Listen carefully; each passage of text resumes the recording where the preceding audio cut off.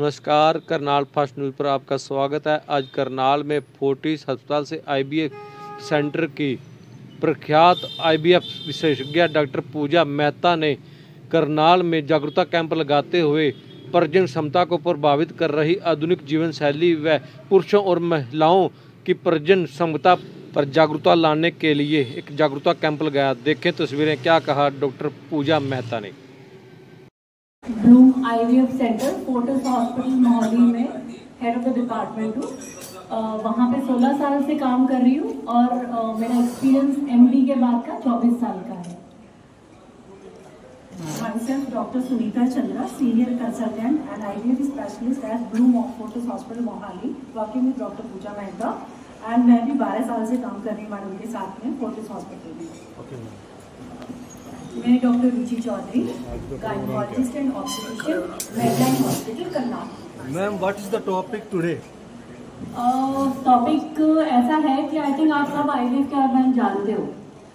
Basically मैं IVF के बारे में नहीं, जनरली ये बात करना चाहती हूँ। स्टार्ट विद, हम सब जानते हैं कि आजकल इनफर्टिलिटी मतलब प्रेगनेंसी नहीं होना, ये बहुत इंसिडेंस बढ़ता जा रहा है। मैंने अपनी एमडी पास की थी 2001 में।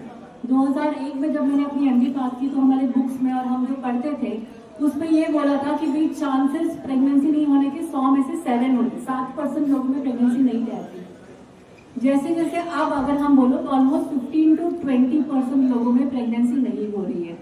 तो इसका क्या कारण है? मेनली मेजरली अगर हम बोले, फर्स्ट ऑफ ऑल हस्बैंड और वाइफ दोनों में प्रॉब्लम हो सकती है। फर्स्ट मेन मैं अपील ये करूंगी लोगों से कि भाई सिर्फ वाइफ को ना भेजिए। अगर आप किसी इन्फर्टिलिटी स्पेशलिस्ट या गायनेकोलॉजिस्ट के पास जा रहे हैं तो हस्बैंड भी साथ जाए, बिकॉज 50% हस्बैंड में प्रॉब्लम हो सकती है, 50% फीमेल में प्रॉब्लम हो सकती है। सेकेंडली उसके बाद मैं कहूँगी कि इन्फर्टिलिटी बढ़ क्यों रहा है, प्रेगनेंसी क्यों नहीं हो रही है। First and foremost reason is हमारा लाइफस्टाइल। जो आप देख रहे हो कि हम आजकल जो लाइफस्टाइल हो गया वो बहुत बदल गया है। हमारा खाना पीना बहुत बदल गया है। मोस्टली हमारा diet is junk food mostly बहुत हो रहा है, अभी भी हम वही खा रहे हैं। उसके अलावा वेट गेन, ओबेसिटी बहुत बढ़ गई है। फिर एज ऑफ मैरिज बहुत ज़्यादा हो गई है। जैसे पहले शायद 27 ईयर्स से पहले कपल्स मतलब लेडीज की मैरिज हो जाती थी, लेकिन आजकल हम 34-35 ईयर्स तक भी देख रहे हैं कि प्रेगनेंसी नहीं ठहर रही है। बिकॉज क्या है, लेडीज में बायोलॉजिकल क्लॉक 35 के बाद प्रॉब्लम एक मतलब शुरू हो जाती है, बायोलॉजिकल क्लॉक टिकिंग शुरू हो जाती है, जिसका मतलब कि धीरे धीरे एग्स कम होना शुरू होते हैं, क्वालिटी ऑफ एग्स कम होना शुरू होती है। मेल्स में वो थोड़ा सा लेट शुरू होती है वो चीज़। तो ये एक वो रीजन है। Secondly stress.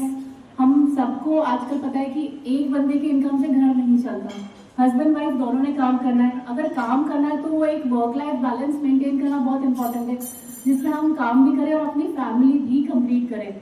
बिकॉज अगर हम काम के चक्कर में सोचते कि चलो हम जब सेटल हो जाएंगे हस्बैंड वाइफ और तब हम बेबी प्लान करेंगे, लेकिन तब तक हम शायद लेट हो चुके होते हैं और फिर प्रेगनेंसी नहीं ठहरती। तो इसीलिए एक मैसेज कि अपने रूटीन में इन्वेस्टिगेशन, एक आदमी को सीमेन एनालिसिस है, बेसिक टेस्ट है, जिससे हमें मालूम पड़ जाता है कि भाई स्पर्म काउंट्स में कोई कमी तो नहीं है। बिकॉज कई बार मेल्स हमारे पास आते हैं जो सडनली उनके टेस्ट करते हैं, उनका मालूम पड़ता है कि टेस्ट में काउंट बहुत कम है, तो दे आर लाइक अरे हमें पहले मालूम ही नहीं पड़ा, हमें अदरवाइज कुछ प्रॉब्लम नहीं है।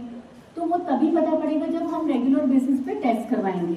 और दूसरी चीज है, फीमेल्स में सिर्फ एक अल्ट्रासाउंड और एक एएमएच करके टेस्ट है, जो अगर दो ये चीजें किया जाए, AMH is a blood test और अल्ट्रासाउंड सिंपल, जिससे हमें मालूम पड़ जाता है कि एग की क्वालिटी कैसी है, कुछ प्रॉब्लम तो नहीं हो रहा, क्वांटिटी में तो नहीं कुछ प्रॉब्लम आ रही। तो ये दो बेसिक टेस्ट जरूर करना चाहिए। अच्छा, दूसरी इनफर्टिलिटी बढ़ रही इसीलिए नहीं, because of all these reasons. अब रही बात क्या सारे इनफर्टिलिटी वाले पेशेंट्स को आईवीएफ की जरूरत पड़ती है? नहीं। 100 लोगों को अगर इनफर्टिलिटी है तो 100 में से 90 लोगों को आईवीएफ की जरूरत नहीं है। ये बहुत मेजर चीज है जो जानना बहुत जरूरी है। आप ये ना सोचो कि अगर आप किसी आईवीएफ सेंटर में जा रहे हो तो सिर्फ और सिर्फ आईवीएफ करवा रहे हैं। Actually ma'am, IVF definition, full definition क्या है? आईवीएफ का मतलब है in vitro fertilization. In vitro मतलब बॉडी से बाहर, इन विवो मतलब बॉडी के अंदर।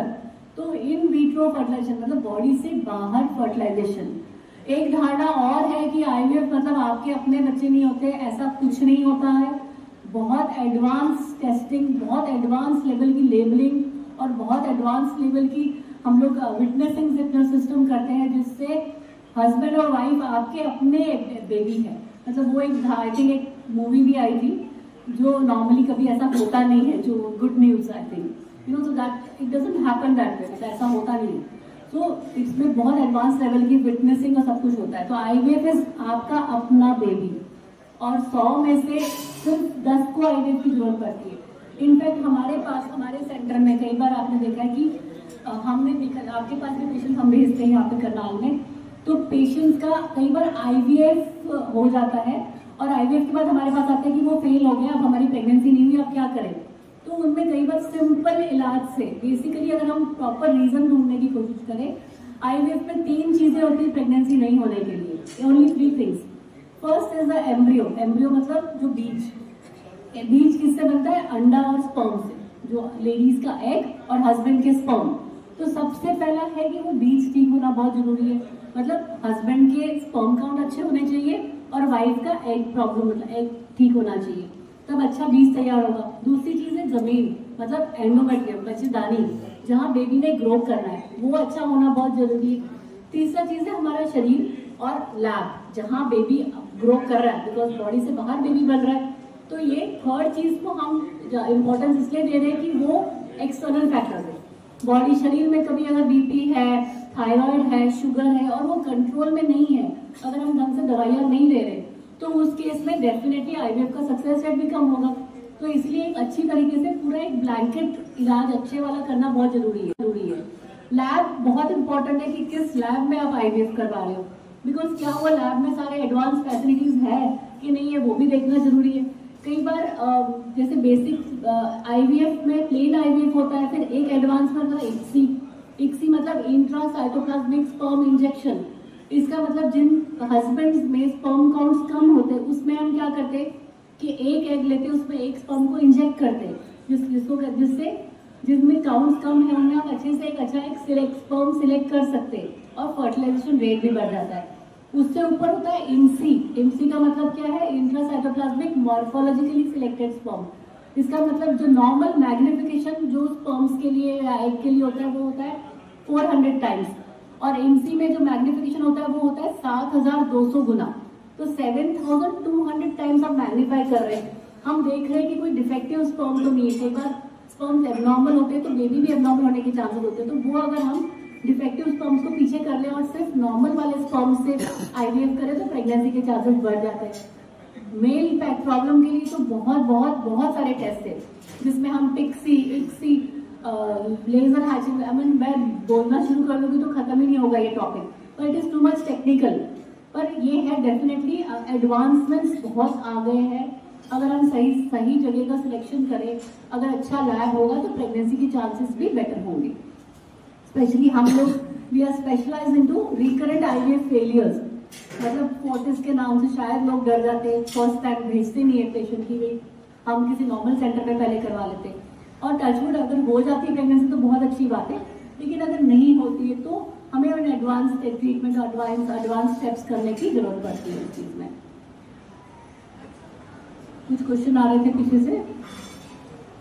और एक और चीज पे मैं बात करना चाहूंगी, फर्टिलिटी प्रिजर्वेशन के बारे में बात करना चाहूंगी। फर्टिलिटी प्रिजर्वेशन का मतलब क्या होता है कि जैसे ये शुरुआत हुई थी कैंसर पेशेंट्स के साथ। जैसे कभी आपने देखा होगा यंग बच्चों को आजकल कई बार कैंसर हो रहे हैं, अब वो भी इंसिडेंस बढ़ गया, उसमें भी अल्टीमेटली हमारा लाइफस्टाइल ही बीच में आ रहा है, क्योंकि हम जो खा पी रहे हैं वो भी प्योर नहीं है। अगर हम बोले हम घर पे बना के खा रहे हैं, लेकिन घर में जो हमारे खाना सब्जियां आ रही है, फ्रूट्स आ रहे हैं, वो कहाँ प्योर है? कुछ भी प्योर नहीं है। सो दैट्स व्हाई आपने देखा होगा कैंसर के भी इंसिडेंस बढ़ गए हैं आजकल। तो मेरे पास यंगेस्ट लड़की जो आई थी कैंसर से डिटेक्टेड, वो 16 साल की लड़की थी। उसको हॉजकिंस लिम्फोमा करके एक प्रॉब्लम थी, जिसके बाद में उसको कीमोथेरेपी और रेडियोथेरेपी लगनी थी।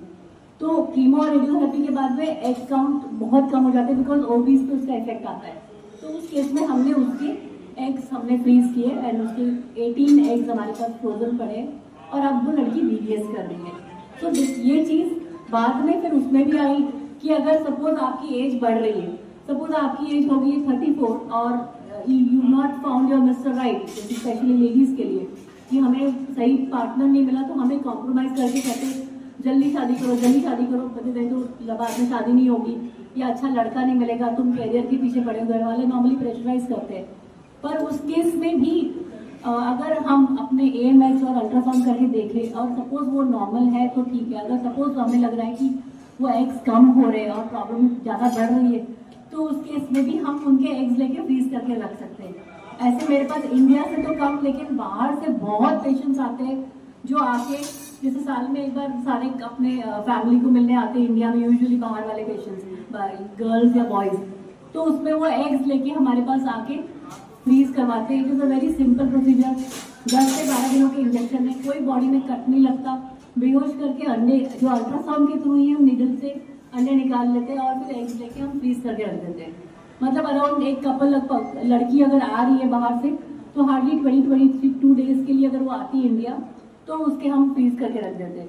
इंडिया में भी हम अभी अवेयरनेस डाल रहे हैं कि फर्टिलिटी को प्रिजर्व करो, अपने एग्स को प्रिजर्व करो, बिकॉज हर एक लेडी का और हर एक मेल का हक है कि वो अपने बायोलॉजिकल चाइल्ड अपना हो। थर्ड पार्टी ऑप्शंस है ऑफकोर्स, कभी कभी डोनर एग लेना पड़ता है, कभी कभी डोनर स्पर्म लेना पड़ता है, लेकिन वो ऑप्शन हमेशा लास्ट रखना चाहिए। पहले कोशिश अपने एग से अपने स्पर्म से हो तो डेफिनेटली बेटर होता है उस चीज़ के लिए। तो फर्टिलिटी प्रिजर्वेशन इनफैक्ट मेरे PGI चंडीगढ़ से, बिकॉज वहाँ पे वो फैसिलिटी सीमेन फ्रीजिंग की नहीं है, तो इतने यंग बॉयज आते हैं हमारे पास जिनको कैंसर डिटेक्ट हुआ, उनका हम सीमेन लेके फ्रीज करके रख देते हैं और वो सालों तक रखते हैं और उनमें से कितनों की बाद में शादी हुई, touchwood they are all cancer free and उनके बच्चे हुए वही फ्रोजन एग से। So it's such a big thing ना कि अगर पता हो, जैसे कई बार हमारे पास पेशेंट्स आते हैं जिनको पता ही नहीं होता कि ऐसा कुछ हो सकता था। सो एज आप सबसे ज़्यादा रिस्पॉन्सिबल आप हो कि आप मीडिया में, आप सोशल लोगों में एक अगर आप कोई गलत धारणा है वो हटा के आप कम से कम सही मैसेज पास ऑन कर सकते हैं कि अपनी फर्टिलिटी को प्रिजर्व करो। मतलब कई तो वो बहुत इंपॉर्टेंट चीज़ है जो आई फील कि you should go ahead with this. ये खान पान की बात हो रही है, खान पान खराब है, लेकिन ये तो पहले भी होता था, निसंतानता तो पहले भी थी। पहले और क्या कारण हो सकते हैं? कारण बहुत है। पहले 100 में से 7 लोगों में होता था, आजकल 100 में से 20 लोगों में होता है। ठीक है, हाँ, पहले क्यों होता था? अगर निसंतानता के कारण हम बताएं तो कारण बहुत है। 50% जैसे मैंने बोला फीमेल्स में होते हैं, 50% मेल्स में होते हैं। सबसे मेजर कारण हमारे देश में है ट्यूबरकुलोसिस, टीबी की जो बीमारी है। आप देख रहे हो बिकॉज इम्यूनिटी बहुत लो होती है, तो उसमें क्या होता है, ट्यूब्स में कई बार जो ट्यूब्स बंद हो जाती है। अगर ट्यूबें बंद हो गई तो नेचुरल तरीके से प्रेगनेंसी नहीं होगी, फिर हमें IVF की तरफ जाना पड़ेगा।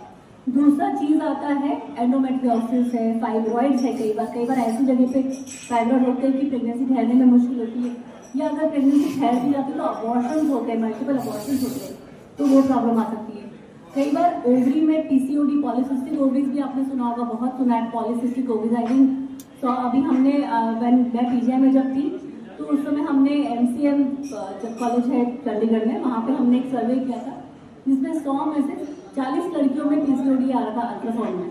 So that's what I am saying कि वो भी बिकॉज ऑफ लाइफस्टाइल ही बदल रहा है वो सब चीज़ें। तो अगर ये रही फीमेल्स की बात, अब कमिंग टू मेल्स में कई बार smoking, alcohol, drugs, because drug abuse भी बहुत ज़्यादा है, या उन सब चीज़ों से प्रॉब्लम क्या आती है, उन सब स्पर्म काउंट्स में भी होता है। मैं ये नहीं कह रही कि वहाँ नहीं होता, पर डेफिनेटली एक एडवांसमेंट डेफिनेटली ज़्यादा है वहाँ पर।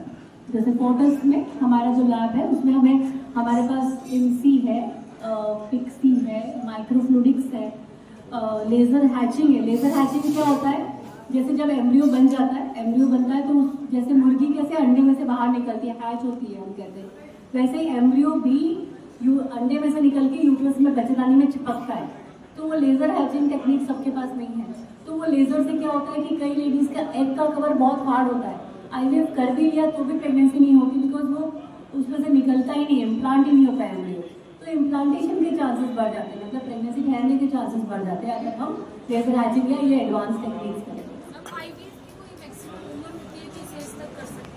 अभी नया ART लॉ आया है जो 22 में आया है, उसमें एक लेडी की एज 50 होनी चाहिए और एक मेल की एज 55, उससे कम होनी चाहिए, तभी हम IVF कर सकते हैं।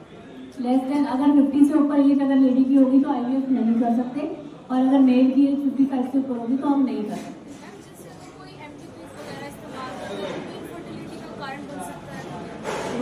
डेफिनेटली इनफर्टिलिटी का कारण तो नहीं, लेकिन हार्मोनल इम्बैलेंस होगा एंड आगे जाके वो इनफर्टिलिटी हो सकती है इनडायरेक्ट वे से।